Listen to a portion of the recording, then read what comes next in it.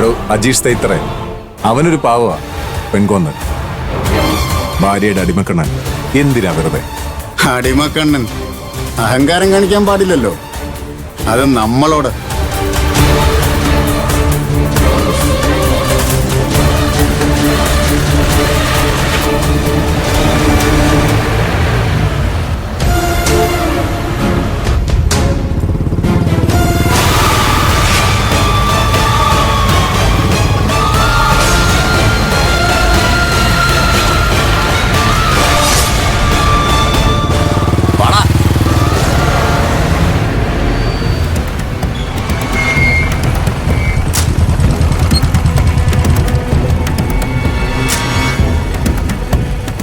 അളിയാ ഒന്ന് ഇറങ്ങിയാട്ടെ.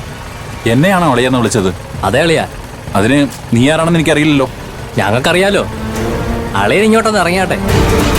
ഓ, മേഡത്തിന്റെ പരിചയക്കാരായിരിക്കും, അതാ അളിയാന്ന് വിളിച്ചത്.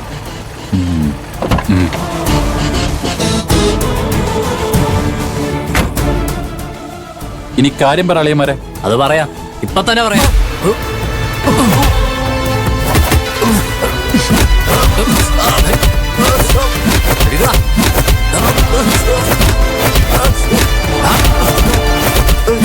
എന്താണ് നിന്റെ പ്രശ്നം?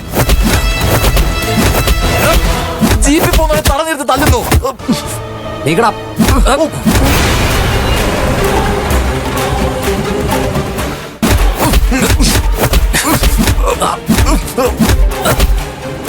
അജേഷേ, വേണ്ടായിരുന്നു.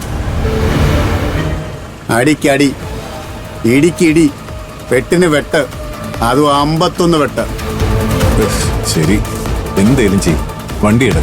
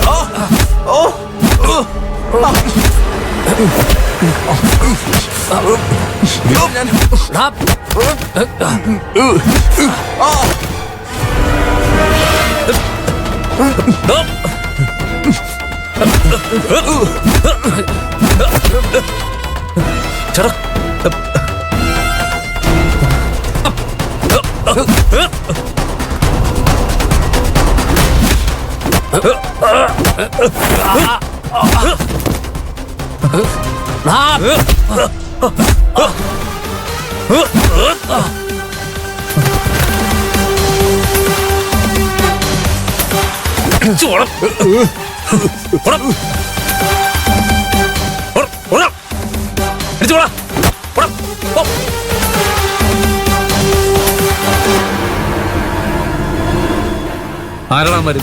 എന്തിനാ നിന്നെ തല്ലിയ? അത് തന്നെ ഞാൻ നിന്നോട് ചോദിക്കുന്നേ. ആരാ അവന്മാര്? നീ എന്ത് തമാശ പറയണോ? അവരെ നിന്നെ രക്ഷിച്ചത് ഞാനല്ലേ. അവരുടെ അടി നിന്റെ തലയ്ക്കാങ്ങാനും കിട്ടിയോ? കിളി പോയോ നിന്റെ? അതെ, എനിക്കൊരു സംശയം. എന്ത് സംശയം? നീ തന്നെ എന്നെ ആളെ വിട്ട് തല്ലിച്ചിട്ട് എന്നിട്ട് നീ തന്നെ വന്ന് എന്നെ രക്ഷിക്കുന്ന പോലെ കാണിച്ചിട്ട് ഇംപ്രസ് ചെയ്യാനാണോ? സാധാരണ പെണ്ണുങ്ങൾക്ക് വേണ്ടിയാ ഇതുപോലെ ഷൈൻ ചെയ്യുന്നത്. അതൊക്കെ ഞാൻ സിനിമയിൽ കണ്ടിട്ടുണ്ട്. അരവിന്ദേ ബ്രോ, ഞാനൊരു കാര്യം പറഞ്ഞോട്ടെ? എന്താ പറ. നീ ഒരിക്കലും നന്നാവില്ലടാ. ബുദ്ധിയുമില്ല, ചിന്താശേഷിയുമില്ല. വെറുതെ അല്ലോ ശ്രേയുടെ വലയിൽ പോയി കുടുങ്ങിയത്. നിന്നെ തല്ലിയവരെ തടയാൻ വന്ന എന്നെ വേണം പറയാൻ. നീയല്ല ഇപ്പൊ മണ്ടനായത്, ഞാനാ.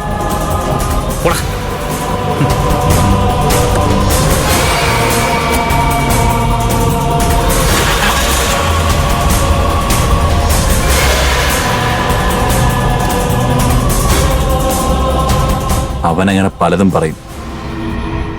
പറയട്ടെ.